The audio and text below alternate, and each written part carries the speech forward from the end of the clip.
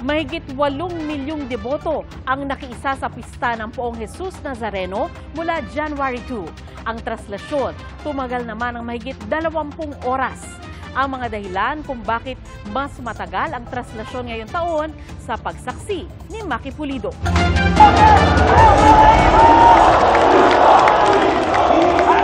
Bawat kalsadang dinaanan ng andas ng Poong Jesus Nazareno, dagat ng mga deboto ang masisilayan. Mula Quirino Grandstand, mahigit 20 oras ang nilakbay nito bago tuluyang makabalik sa Minor Basilica and National Shrine of Jesus Nazareno o Quiapo Church, pasado 1:00 ng madaling araw kanina. Bagamat nagkaroon ng mga siksikan, payapa itong naidaos. Mahigit 8 milyon ang lumahok sa lahat ng aktibidad mula January 2 hanggang 9, kabilang na ang pagpupugay o pahalik. Sabi ng Quiapo Church, pinakamataas na bilang ito ng partisipasyon ng mga deboto sa pista ng Poong Jesus Nazareno. Tinatayang nasa 4 na milyon naman ang sumama sa traslasyon, kaya ang mabagal na prosesyon ngayong taon dahil daw sa dami at agresibong mga deboto na sinabayan pa ng magandang panahon. Perfect weather po yung kahapon. Kung napansin ninyo, hindi ho halos uminit ang panahon. Makulimlim pero hindi naman umuulan. Kaya ho ang mga tao hindi natitinag sa kalsada kahit na ho kalagitnaan ng tanghali. 2 beses ding pinutol ang lubid dahil pumulupot sa gulong ng andas sa kanto ng Taft at Finance Street. Pumailalim din ang lubid pagdating sa Plaza del Carmen sa San Sebastian Church.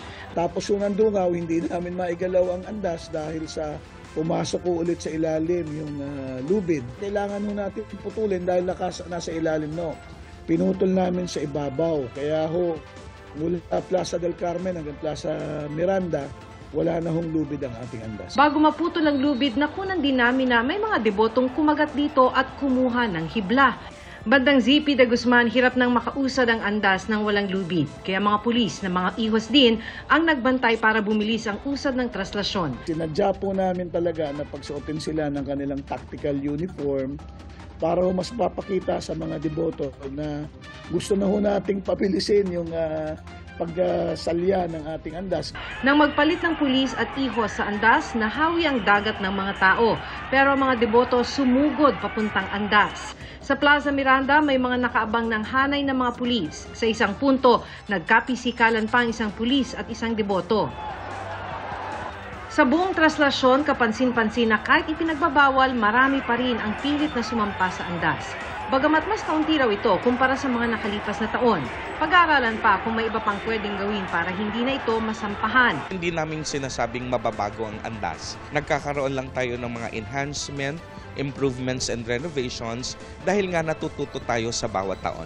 Generally peaceful pa rin daw ang traslasyon 2025 ayon sa NCRPO. Sa tala ng Department of Health, mahigit 900 ang dinala sa medical tents at mahigit 500 ang isinugod sa mga ospital. Sa pagtatapos ng traslasyon, sangkatutak na basura ang naiwan sa mga kalye ng Quiapo. Tumpok-tumpok ang mga kalat na kusa na ring winalis ng mga nagtitinda rito bago sila nagbukas ng pwesto. Dapat pag mga Diyos ka, malinis ka. Hindi yung mga Diyos ka tapos balasubas ka naman kung saan-saan mo itatapon yung mga pinagkainan mo. Halos maging tambakan din ang bahaging ito ng Plaza del Carmen na katapat ng San Sebastian Church kung saan ginanap ang pagdungaw. Umabot sa mahigit 100 truck o halos 400 toneladang basura ang nahakot na basura sa Traslasyon 2025 ayon sa Manila Department of Public Services. Para sa GMA Integrated News, ako si Maki Pulido, ang inyong saksi.